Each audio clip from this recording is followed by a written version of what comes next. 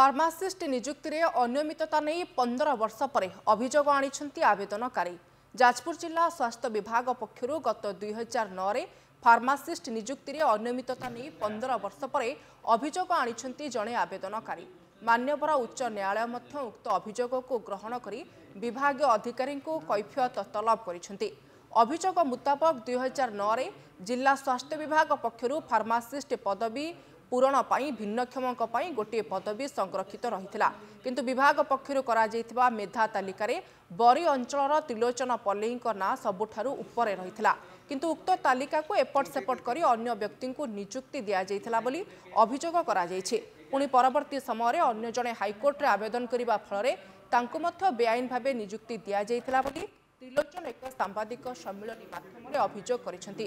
तेणु उक्त समय होइथिबा नियुक्ति अनियमिततार तदंत करी कार्यानुष्ठान ग्रहण करने को पल्लई दाबी करिसेंती।